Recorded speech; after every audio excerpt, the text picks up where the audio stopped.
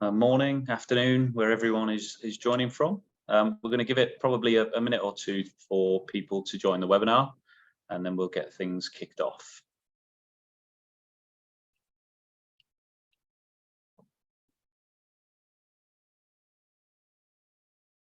Give people a chance to trickle in.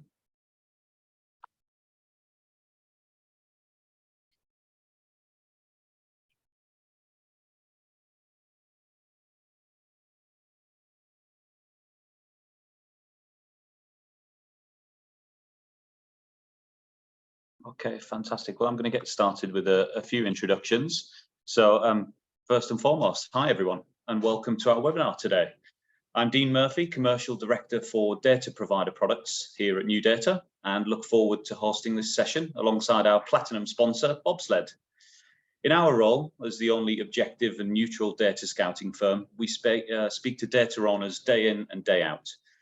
In our conversations, we understand that exploring new ways to make discovering, accessing, and using their data more seamlessly is a top priority. Today, I'm excited to welcome Bobsled CEO Jake Graham and representatives from two leading data providers to discuss the work they're doing to not only create differentiated data sets, but to build products that make accessing those insights as simple and fast as possible.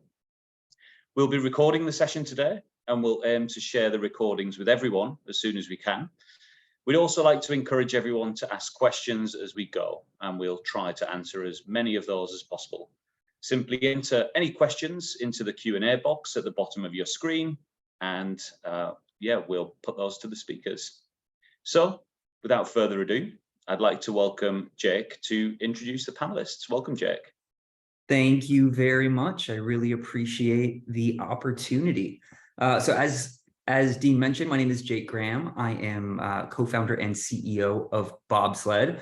I'm joined by two leading experts in the data product space, Jonathan Chin, co-founder of Facteus, and Rain Gaisford, the Chief Product Officer of Vertical Knowledge. Thanks for joining me both. Before kicking off and jumping straight into questions, just to give a little bit of context on who Bobsled is, what we're going to discuss here, what some of the goals are. So Bobsled has built the world's first data sharing platform. So we're focused on helping data and SaaS companies to meet their customers wherever they are, be it in any cloud or data platform. So Bobsled's a SaaS application that allows data companies to natively share into the platforms where their customers work, be that Snowflake, Databricks, AWS, Azure, GCP, etc., without actually having to manage any of the infrastructure or pipelines themselves. So we raised our Series A last year. We're growing very quickly, and we started to bring on many of the leading data providers who are using us to help accelerate their customer adoption, lower the time to customer value, and to minimize their cloud costs as they begin to scale their data products into all of the different platforms where their customers live. So today, we're going to talk a bit about the major trends that our customers are building for, namely, how do you build and scale not just data products, but data businesses? So as enterprises have become more data-driven and therefore more sophisticated with how they use data, their demands for how they work with external data have shifted dramatically. So while we've seen demand for data grow exponentially, we've also seen the requirements for how that data is accessed becoming much more demanding on behalf of the enterprises that are using it. Tangibly, I think instead of being happy to interact with data providers' own portals or SaaS tools or visualizations, or to go through months-long data integration projects to work with raw data, what we're increasingly seeing is these customers demand data products, right? So that's data that's well-structured and fresh, that they're able to efficiently and consistently help them answer their questions, and to do that within their own environments, blended with other valuable sources of data that they use to power their business. And really, this is one of the major shifts in the market that led me to found Bobsled. So I was previously in product at Microsoft Azure, responsible for data exchange. And what I realized that while the shift to data sharing and data products is happening really quickly, the infrastructure to enable it has been significantly lagging, most notably in the fact that the sharing protocols that are emerging within each major platform don't speak to each other. right? I mean, the best example I think is Snowflake sharing works incredibly well, as long as both sides, provider and consumer, are in Snowflake. But it doesn't do much to help you if your customer wants their data in another data warehouse or another data lake. And that's really what Bobsled helps you solve. So one of the primary reasons that Bobsled exists is to help the creators of these data products, again, primarily data providers and increasingly SaaS companies, scale their businesses and improve their customers' user experience without having to spend all of their time and resources integrating with every platform where their customers want to use their data. So all that being said, that still leaves the true value added work of creating and bringing to market a valuable scalable data product to our customers themselves. And I think one of the most interesting parts about this market that make me so excited to build in it is the fact that we still don't have a shared definition of what a data product even is, let alone how do you build a scalable business around them. And that really is what we mean by scale today, right? We're not focused on how do you scale data to high volumes, which is a topic we've all been talking about for over a decade. It's how do you scale data products to many customers without having to do custom work for each, which I think is a really interesting problem, right? Every customer is looking to answer a different question.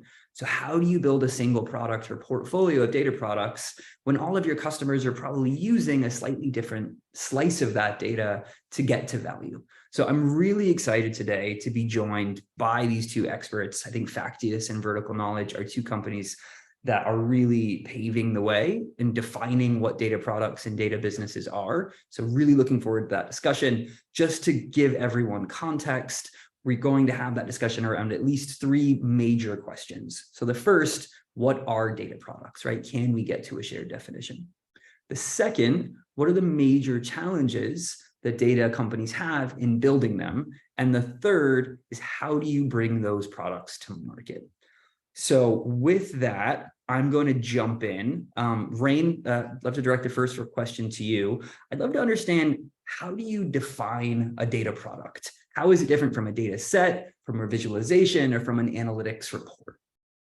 Yeah, happy to do it and appreciate the time. Thanks for having me. And I'm glad we're able to be a part of this conversation. Obviously, the things that Bobsled is solving for is a problem that we as a data vendor definitely have, and a conversation that we're looking to solve in an area we're looking to be involved with. So when we're thinking about data products, right, this is the thing our clients is using to make a decision. It's the thing they're using to actually move from an idea to a final conclusion. The way we like to think about it is that it is not the conclusion, though. We are not selling the final step. We're not selling the analysis. We're selling a set of information they will use. So the parts that change it from being a feed to a product is ingestibility, usability, ease of access, and then candidly also that we're meeting them where they live. Maybe that's intellectually, but it also can be the system they live in, right? So back to like the Bobsled case and all that. But if we're thinking about this also as creating products, we want to be able to provide the client with something they can just use. So it's in a structure they know, a framework they know, has a schema they understand, and is consistent across various feeds or raw sources, so that they're no longer having to say, in our world, we do web collection data. For website A, there's one structure. For website B, there's a different structure. That doesn't work if the two should be combined or usable together. So we think about the product as putting them in the same schema, having the same level of rigor about them, having the same kind of framework to it, so the client can use the product, the data, to do their job, not the client is having to say, for every separate site, for every separate collection, I have to analyze it, utilize it separately, right? So when we think about data set, that might be from the website, that might be from the source, that might be structured in the way that the raw, truly raw information is. In our parlance, we sell a client a raw product that is something that is staged and processed, but it's still what was written on the site. It is still exactly for them.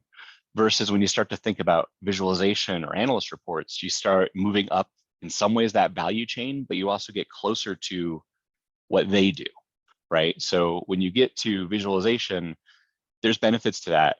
Challenges I have around visualization is nearly every set of data you're using, you're going to look at it differently, you're going to process it differently, you're going to pivot it differently, or every user is going to look at the same data and have that same thing. For me, I want it, the whole thing from Office Space. I want this in cornflower blue, or I want this that way, right? Like If you build visualization that's heavily focused on how that person or that team or that firm thinks about that information, right? So we've stepped away from that. We do it some, and clients really ask us for it, great. But I don't think of that as a product. Back to your original comment of scalability, right? Like, it's very rare I can build a dashboard that I would resell. That can be different. There are other firms that sell a way of looking at a type of data, and as a result, a dashboard makes sense, a visualization makes sense. But if I'm providing information around 50, 100, 1,000 different websites sourcing of information, you look at different things in each place. So a visualization standardization won't really help. Also, and I bet plenty of people have this experience, we can build the coolest looking dashboard and someone's going to ask us, where's the download to Excel button? Where do I click that? Right. And so as far as deployment of resources, and again, thinking about this as building a scalable data product, I would rather deploy the resources to getting more data, standardize it more cleanly, making it more usable, than customizing the GUI and managing that when I'm fairly confident my clients are going to generally say, cool, that's been nice to evaluate, but I'm going to download it anyway, right? And then to that final step on the report side, at least our business model, different for others, getting into that analyst report level, that's getting too close to what our clients do. Like, the way that they do that is their nuance, is their value. So if we're coming into that and saying, we've analyzed this data, we've come to this conclusion, and we've told you what we think you should do, if they disagree with any step of that process, it's worthless to them. I'm fine advising them, helping them, looking at stuff with them. But if instead I provide them with a building block of observable information from a source, a website, whatever, here is a building block of observable information you can use. Here's a way of combining it with other things that you have. We've now made it something that they can do that last step, because they're the one who knows, for our thesis, we want to look at this KPI. For our thesis, we want to combine these two and create some new insight. We don't do that, right? And it could very well be that client A and client B they're both along the security, but have slightly different theses, different timelines. And as a result, they're looking at different parts of the data. So we want to let them do that, and we don't want to own that analysis piece. Others do, and that's fine. That might be their business. But when I think about a scalable data product, I really think about it as, here's a bunch of information that different people will use for different purposes and want to bring into their process at different stages along their process. But we're just making it so that they can ingest us or inject us wherever's easiest and most relevant to them, right? So if they want us at raw, if they want us at some level of reaggregated, if they want to put us in as some channel check at the end, but they're still looking at information, great. We're just here to help answer the questions they have, rather than dictating the type of questions they can ask from us. So I went on a little tangent, but I think that gets you into what you're looking for. No, that was really helpful. It was really helpful. It also, it maps, I think, to some of the way that I think about it as well. Of within a data product, I generally think of three major components, right? It's the structure of the data. Is that provider actually bringing intelligent structure to that data and thinking about how is someone going to access it, which you definitely touched on. It's how it's meeting the customer where they are, which you mentioned quite a few times, right? And is obviously something that Bobsled spends a lot of time on, right? Is how do we help these companies make sure that they can meet their customers where they are, wherever that right point to inject is, to your point, which I think, the roadmap for us to do that will be never ending. And then one of the things I think about as well is maintaining the consistency and quality of that data, which I know is something that you've spoken about quite a bit, right? In terms of for a data product, you're actually bringing, when you talked about whether you're aggregating it, making sure that you're maintaining that consistency and quality. So that was really helpful. I appreciate it. In this similar vein, Jonathan, so a little bit of context. So Facteus previously was primarily a software and analytics company that has made a really successful transition to focusing on data products. It's actually one of the coolest things for me. Jonathan and I actually got to know each other when I was still at Microsoft, and Facteus was still focusing on software and analytics. So it's been a fantastic experience to me for Facteus to be one of our first customers and kind of be on this journey together. So one, I just want to call out to everyone. Appreciate that early vote of confidence. It's been fantastic working with you. But I'd love to understand from your perspective, what are some of the big trends that enabled you to make that change from building and selling software and analytical services to data products? Yeah, thanks for having me again, Bobsled and Jake and Neudata. But Yeah, I think as an analytics company, we worked with a lot of very similar companies we work with today, but just in a completely different capacity. We built banking analytic data systems so that banks, credit unions, and payment processors in the US could better understand kind of transaction and consumer behavior through transactions.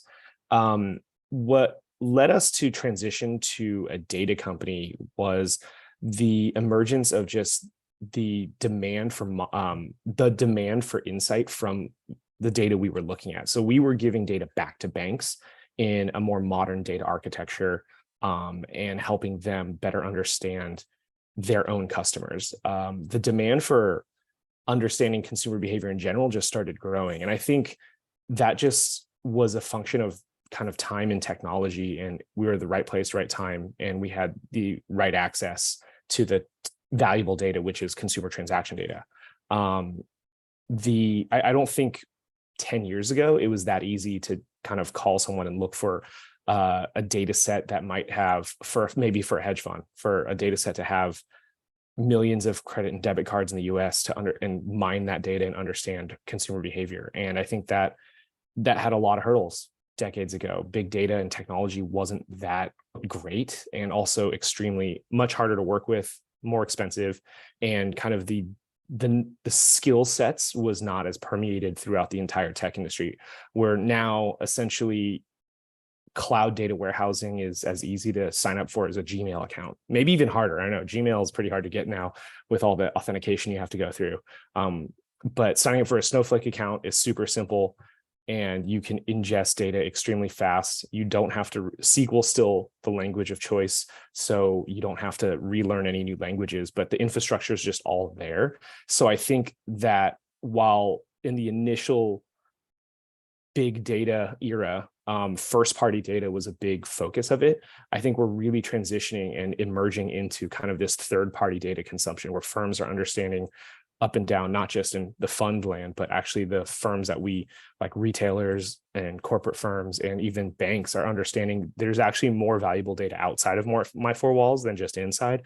And to both of your guys' points, combining that data together with my first party data can create just orders of magnitude more valuable insight than just looking at my own data.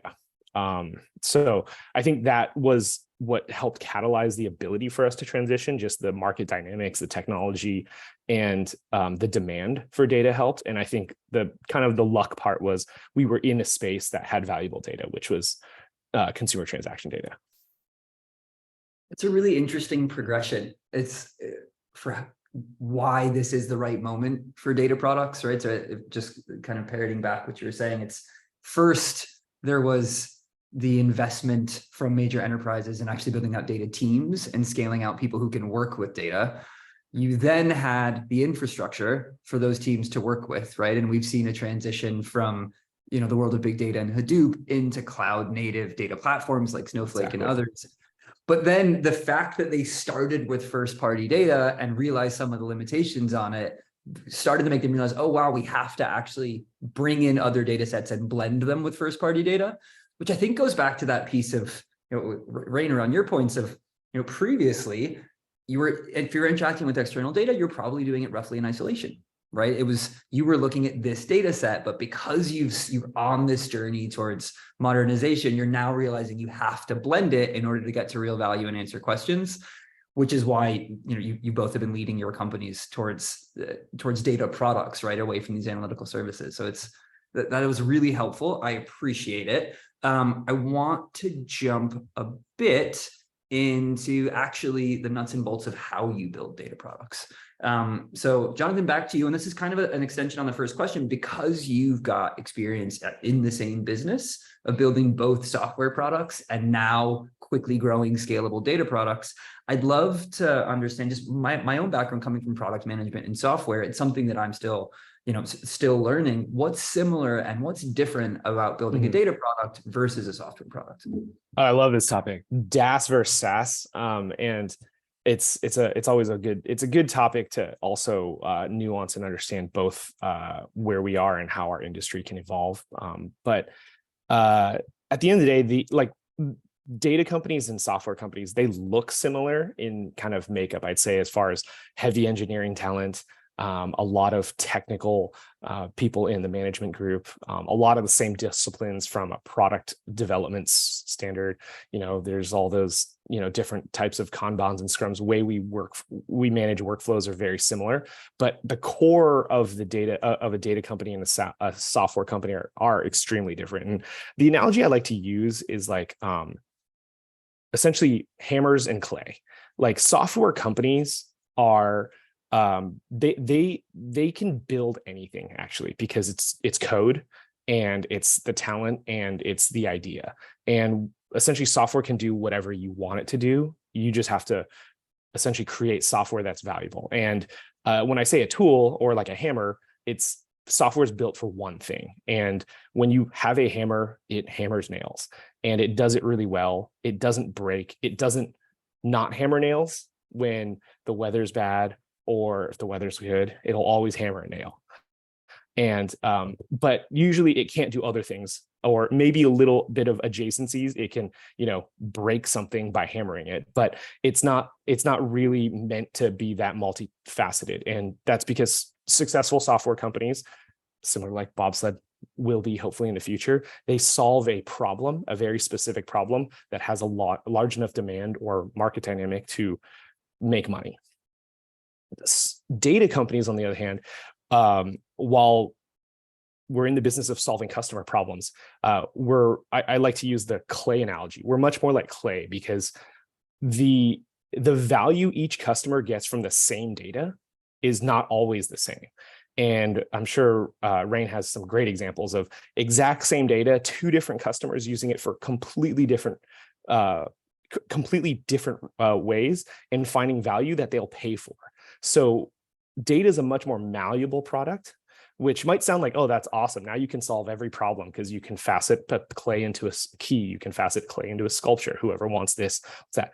The problem is the one thing that the clay analogy doesn't work well with is data is also something we don't control as data companies. So where software companies completely control, if your code works day one, it'll work day 100, unless you break something in an update. For a data company, while we can build the perfect infrastructure to manage the workflow, the ETL, and the output, and the join keys, and the cleaning up of data, we still do not control the data itself. And so when things like for transaction data companies like us, when the pandemic hit and everyone was in lockdown, and for a brief period, no one was really spending money until online spending just skyrocketed, we don't control that. So when we start getting like phone calls from customers like, your data doesn't correlate with real world anymore, that is not anything we can actually solve as a data company. Our product is the data. So like, there's nothing we can do. And unfortunately, what happens in that situation as a data company that software companies don't really have to deal with is every day I can wake up and all of a sudden the value that my customer was getting from my data could just disappear for some external force or some reason. That value can disappear. It doesn't mean the data is not valuable, but the reason a customer paid us money for it, that specific reason could disappear overnight. And that's just honestly that's kind of the nature of data business. I don't think that won't change. I think as we lead data companies, Rain and myself, we probably have to think through like, okay, each customer must get X number of value points and stickiness to maintain that. So if one fails, another won't. Because the flip side of the coin on the pandemic is, yes, spending went down, correlation between company performance and spending data definitely got disjointed.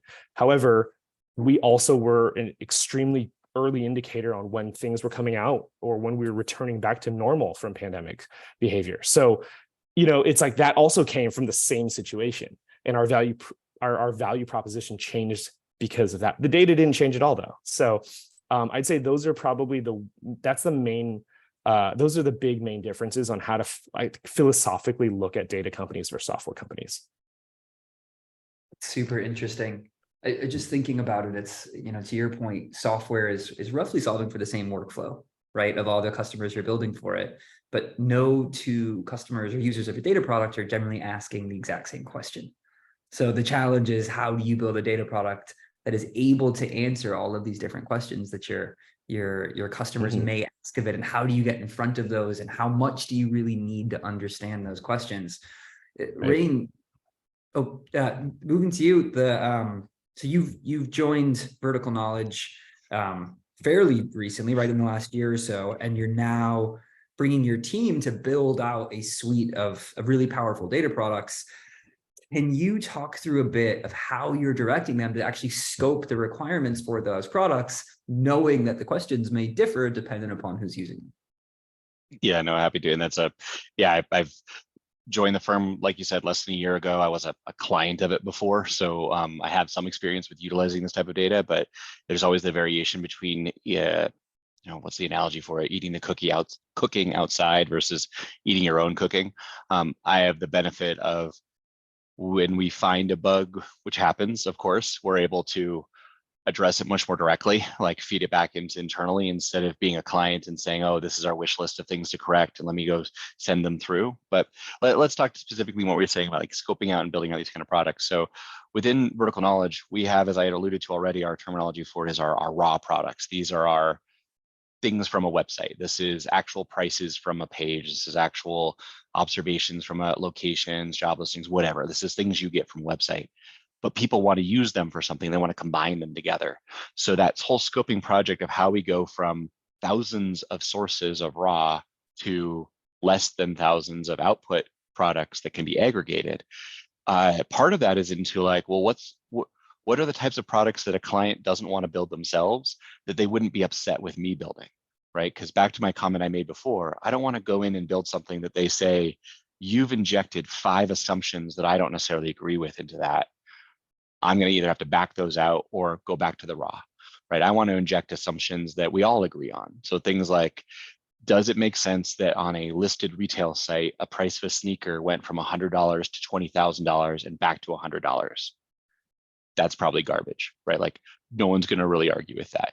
So our ability to recognize those kinds of things and extract them much more reasonable, versus me going in and saying, I'm going to notice the price change going from 190 and send a signal saying, obviously overstocking is happening and they're going on discount, right? Like it could also just be that that was the annual sale. It could be something that the fundamental person knew.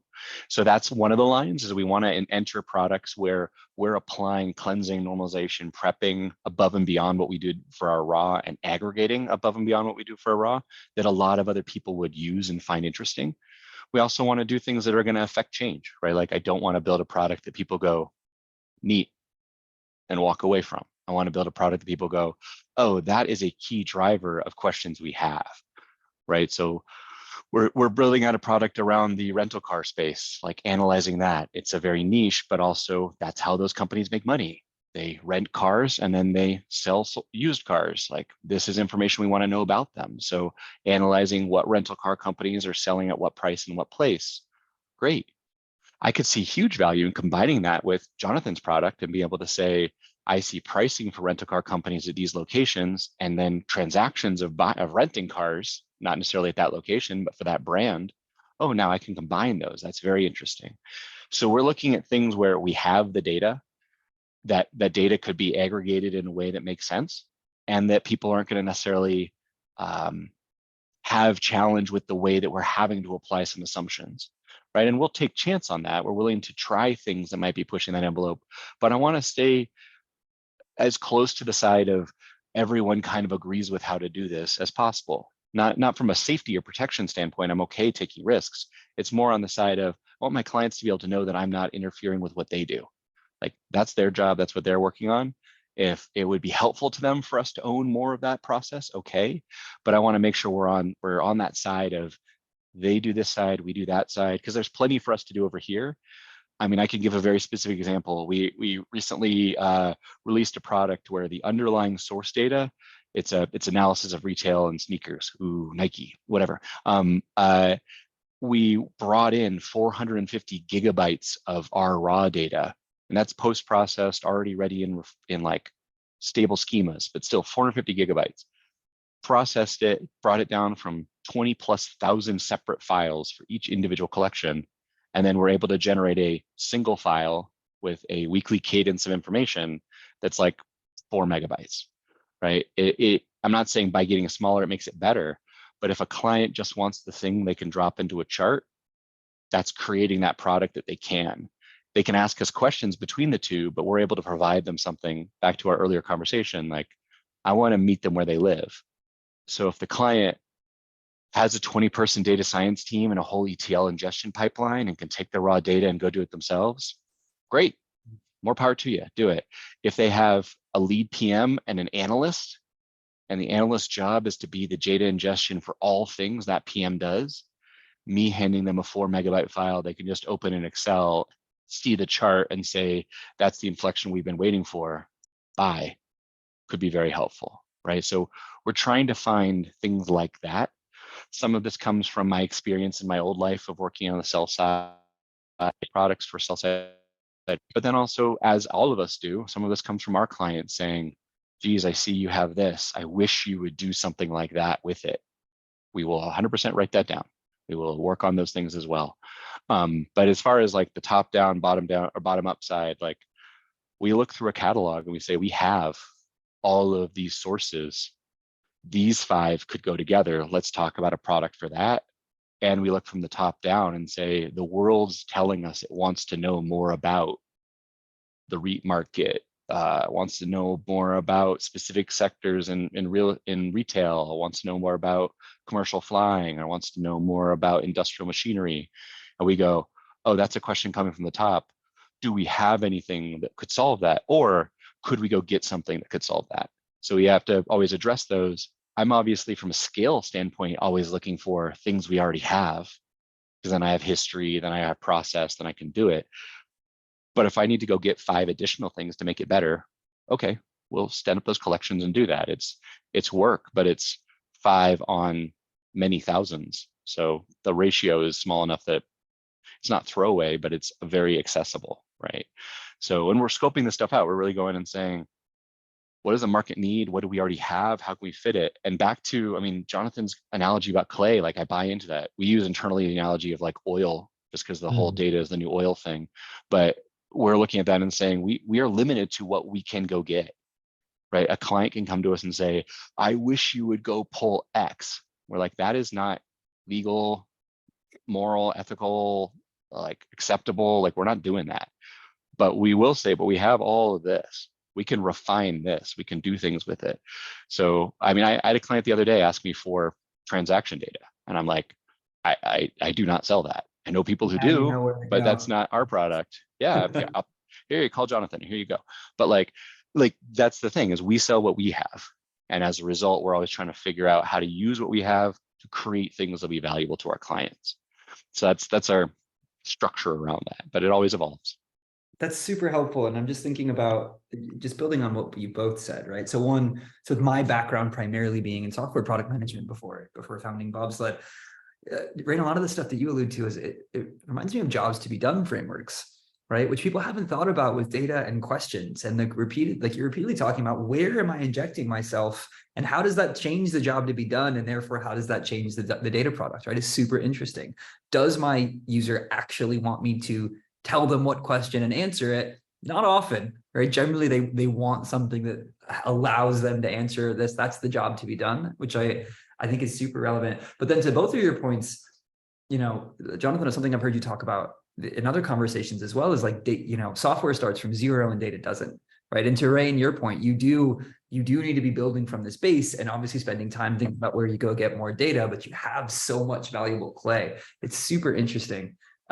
Jonathan, on this topic as well, another thing that I've heard you talk about in the past is how data products are really driving to be ground truth, right? That's part of the job to be done that you have for your customers. And one thing I think that is true for product management across any field is like, our superpower is focus, right? It needs to be clarity of what you're focused on. I'm curious, when you're working with your team, how do you get them focused on, what does it mean to be focused on ground truth and data products for your consumers?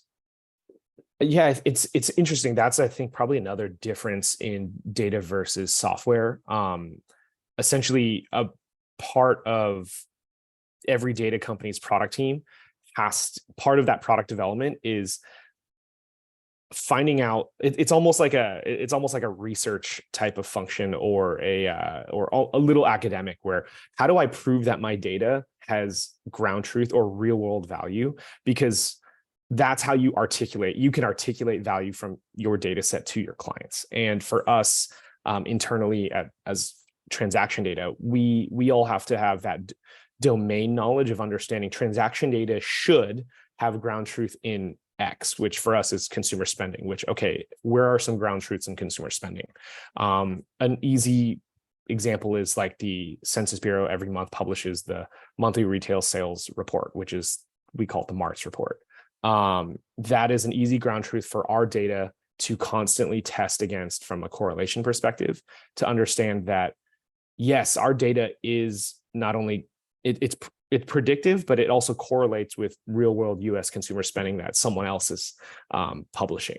And that helps us establish at least a baseline value for, okay, that means our hypothesis, everything underneath, all the KPIs underneath, the number of customers, the churn rates, the average ticket sizes inside of our data should be close to ground truth for each retailer or ticker if it is correlating at the top level for this. And that's a part of, I think every data company has that product discipline within some version of that, which is a little different than software companies that are just kind of proving their hammer hits a nail. We have to prove that our data has some sort of real world value. And I think the more types of correlations we can create from that are actually better. And that kind of bleeds into some blending of data and join keys. I also want to touch on something Rain had mentioned with the fact that and you've talked about this too, like I think part of our jobs on the data side, on data company side, on the product side, it's when we say meet the customer where they are, I think part of that is at a product level or physical level where we're providing data in a format that's clean for them. But I also think the meeting where they are is also sort of a mental capacity. Every data consumer, if they're consuming vertical knowledge in Facteus, I think there's a very small group of customers that would consume both of our data that have the domain knowledge about web data or about transaction data that we have. So part of our job on the product side is, one of our North Stars is, we have to assume our customers don't know everything about payments or don't know everything about web data. There's nuance to all of our data that they don't need to learn about, because if they're trying to consume multiple data sets, how can they be experts at all of them? And I think that's part of our job to be done, or also how we meet them where they are. It's not exactly a technical requirement, but it's this kind of balancing the understanding that they do want to they want to create the conclusion at the end or the insight. That's what their job is. But there's no way that, it's easy to know that you're going to see spikes in November because Christmas season for transaction data. But how do you explain the spikes in February for lower income people? It's like they have to know that, oh, that's when tax refunds actually are issued. And the lower income you are, the more impact that has on your spending, even more so than holiday seasons. Like these type of nuance, or like Rain, you were talking about like Nike spikes in January. Maybe they don't know that that's All-Star weekend. Maybe they do, or stuff like that. That's the type of knowledge we have to embed in our product to make it easy for them to consume. Super interesting. So transitioning, I say actually semi-transitioning from the building products to going to market, because I think there's an interesting nuance in data products, especially as they're evolving now. So one of the things that I really strongly believe is that every product has a user experience, right? You do need to be focused on how your customer is interacting with your product. But interestingly enough, data products, you often don't own the user interface, right? Especially as we're going from this transition to data companies building their own portals and visualizations to, I build a data product that is surfaced in Snowflake, in Databricks, in BigQuery, in Athena, in a Python notebook. And those, the reason I say it's tied up a bit with go-to-market is often where it's going to be consumed increasingly with data marketplaces and data exchanges, it's involved in that the product experience is involved in the go-to-market experience, right? Is this data on the Snowflake marketplace? Are you going to be a part of Databricks launch? Are you going to be on GCP Analytics Hub? And are you actually thinking about the user experience of your customer in a user interface that you don't control? right? Especially to use your term, in a GUI that is fundamentally owned by someone else. And I'm curious, maybe just for time, Jonathan, I'll go just to you on this one. How do you think about the user experience and the user interface of data products in which you don't actually control that end UI? Yeah, I think that's definitely a faith leap that data companies, at least I'd say today where we are in the industry, we kind of have to take. And it's for Facteus, we definitely don't own or sell user interfaces. We do have dashboards and user interfaces where we can demo and show off our data, but as far as commercially making anything available from an interface perspective, we have steered away from that. And Rain had talked about this earlier. It's one dashboard for one customer is really difficult to resell to another customer, but dashboards require a lot of product work, engineering work, development work, and scale. It's the topic of this webinar. That's not very scalable for a data company. I think that is a really interesting debate. You and I could probably keep going on a bottle of wine on software versus data, where owning the interface is just, I think, to be a pure data company, we're taking a faith that we'll create valuable companies. And part of doing that is not owning interface. Part of not owning interface, unfortunately, also means making your product valuable to integrate to all interfaces. So I think there's like the other side of that coin, where if somebody does want to integrate into a Tableau, Chartio, or Domo dashboard, our data should be able to do that. Just like why we're early adopters in Bobsled. If our customers want to be on Snowflake GCP, but also want to receive data, someone wants to receive data in Azure Blob Storage or S3 in Australia, we have to be able to facilitate that, because we're basically saying we're going to take ourselves away from interface. So however you want to consume it, meeting the customer where they are, philosophically, we're saying we'll meet you wherever you are, wherever that is. And so we have a set in, I think, taking that position as a company, there's probably early wins if you made a dashboard. There's definitely like certain use cases where like, oh, I could solve that and I could have got that sale much faster because these group of customers weren't ready to build their own version of that. But I think that's just a trap that you can get on a hamster wheel on, because then you're just building that for everybody. And then at some point you look back and you're like, well, what did I do? Now I've got an entire UI team and I'm a data company that's also trying to manage the entire data team. And they're not going to pay me enough to would justify or warrant all this. So I think that's just where you have to take that leap of faith as a data company to be careful where you invest on the interface side. That makes a lot of sense. Well, just my 2 cents, and I look forward to that debate over another bottle of wine soon. What I tend to think of is what's consistent across all of these different experiences or where interfaces are being consumed. It's the structure of your data, right? The structure of your data remains relatively the same, regardless of whether it's Snowflake or Tableau. What the people are doing is taking different parameters of it, which is a big part of the ethos of how Bobsled builds, right? We want our customers to obsess over, is my data structured properly? Is it easy understandable? Can my customers slice and dice it as they need? And then our job is to make sure that structure is consistent, the way that it's updated is consistent, the way that it's optimized is consistent, whether it's in Snowflake or directly in the data lake or what have you, as we continue to expand.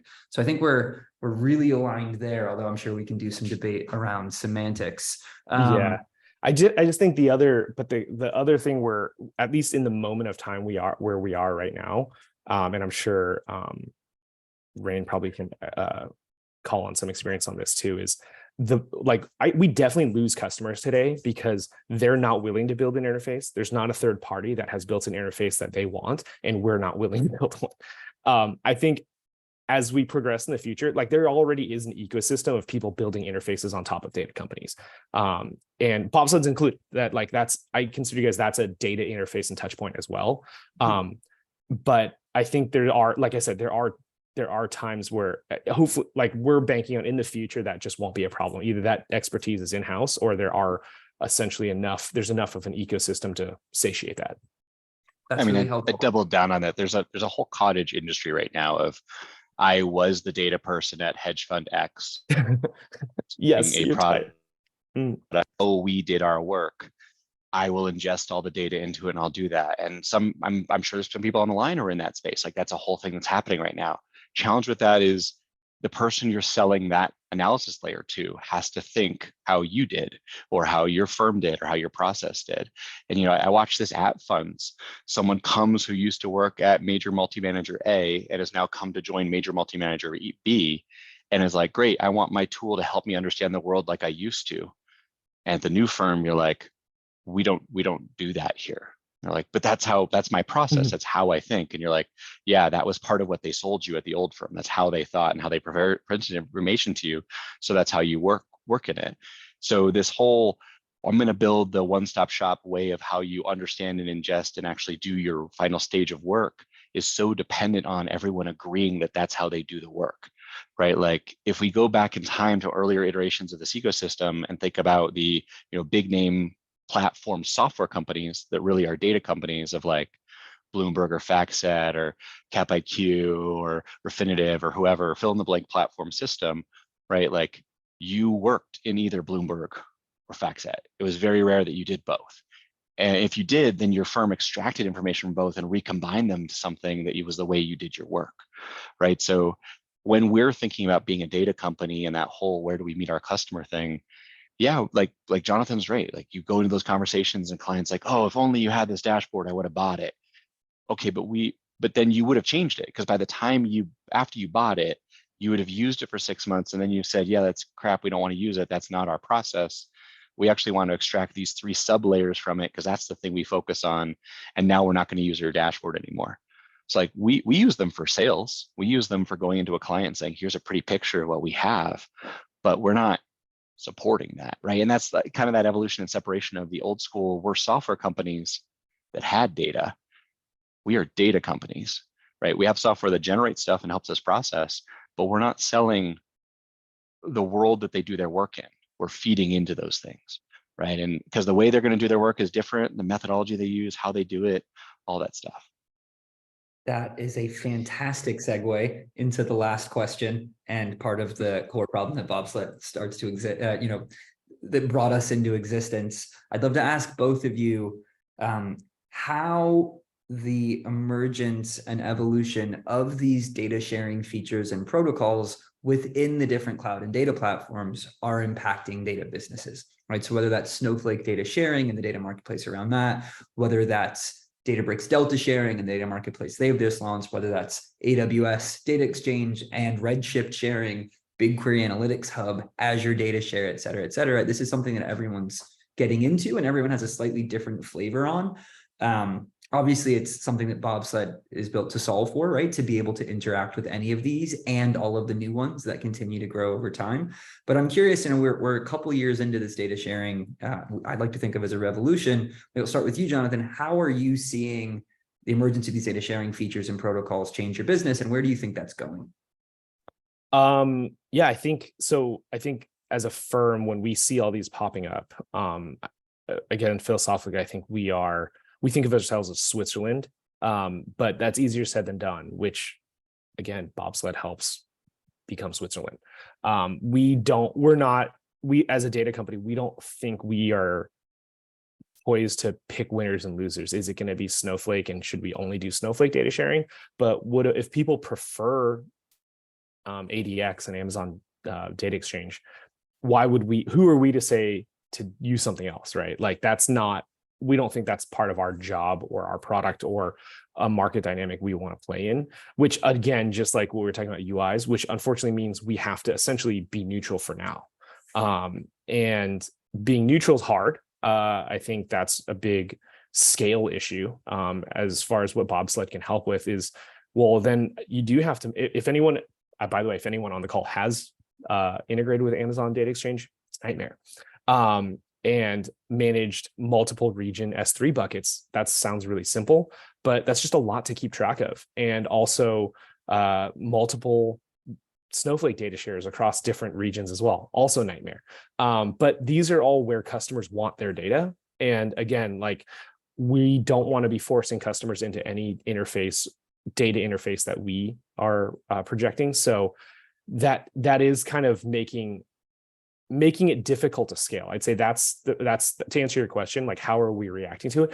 It makes it harder to scale I will say it's not like all are created equally. There's definitely heavier weight in some than others. Like Snowflake Data Share has been very successful in adopting customers on both ends.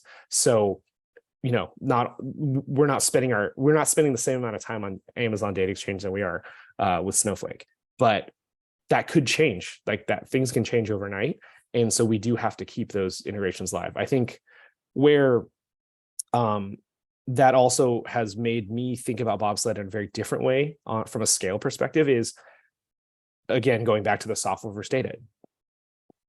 Accessing our data is a function that is a necessary function that we have to do in order to sell our product. And normally that's not a burdensome, non-scalable product or practice inside of a company. But when it comes to data companies and sharing data across all these different providers, marketplaces, and clouds, it actually does create a bottleneck on our cloud engineering team, which is something that is not, you don't think about that day one, but as you grow, you realize like, oh, wow, my cloud team's spending a shit ton of time on just doing backtest access protocols for all these different prospects. And we all know testing, there's a lot more testers than buyers. So it's a scale issue because it's part of the sales cycle. So it's the top of the funnel. And that's where I think a really interesting thing that, at least at Facteus, what we're working with you guys at Bobsled on, is trying to move that function out of a technical role from the cloud engineering role and using Bobsled as a way and a means to push it into essentially the sales org. The sales org can push out data shares themselves because the interface is essentially clean and non-confusing and non-scary. And when I say scary, our people in our sales org can't screw anything up with the data. And allow and access and create data shares for backtesting. Because backtesting, also another interesting function that is different than SaaS, where we have these big testing windows where people have to validate our data before they buy it. And like I said, we have tests going on all the time year round with tons of people, and having that bottleneck at the cloud team it's just not scalable. That is a solution we would have had to solve at some point. Maybe would have even had to build something like Bobsled internally, or realistically, probably as a smaller company, we would just say we only limit to these 3 different things that we're allowing to let people access, because we can't burden our cloud team because they have way too many other things to do.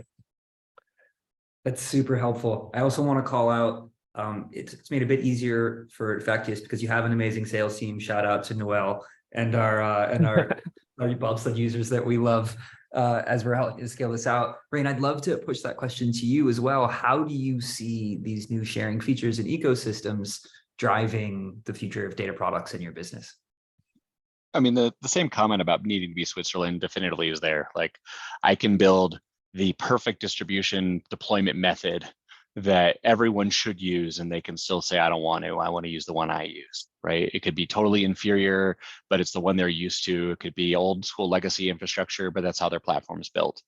You know, like, I could think of real world examples of vendors in the past who've been like, this is amazing. We've deployed this local deployed database. We automatically update it. It'll be super simple for you. Everything's great.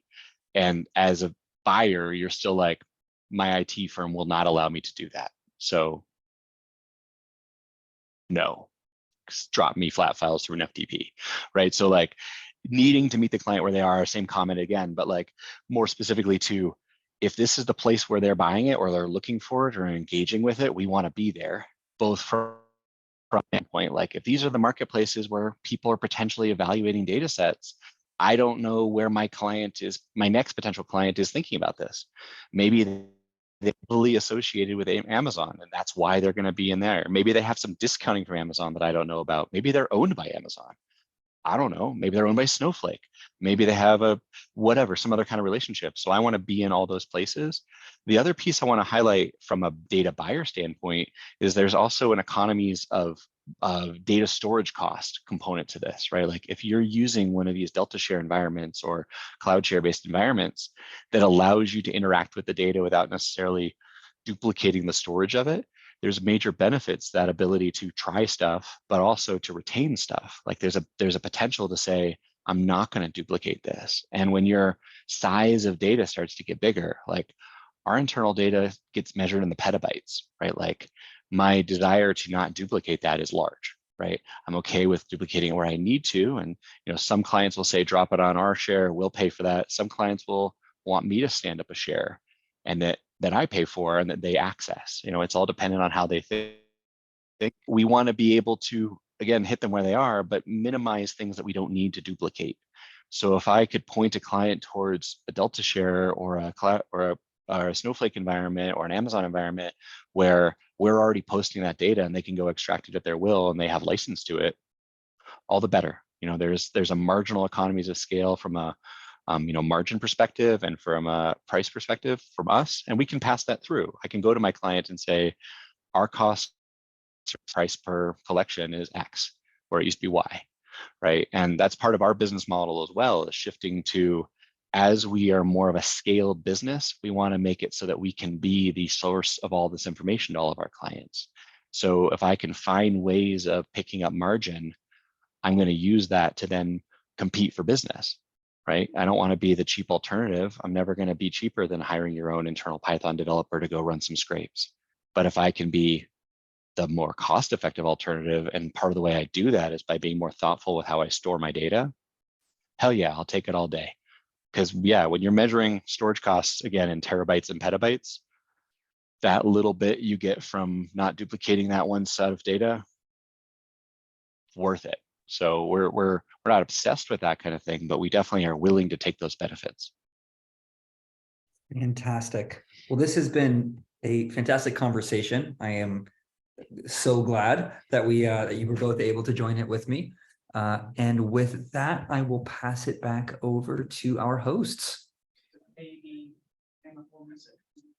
Super, very interesting discussion. Thank you all very much for participating. Again, as I mentioned at the top of the call, we'll be making the recordings available within the next 24 hours. So please do keep an eye out for an email about this.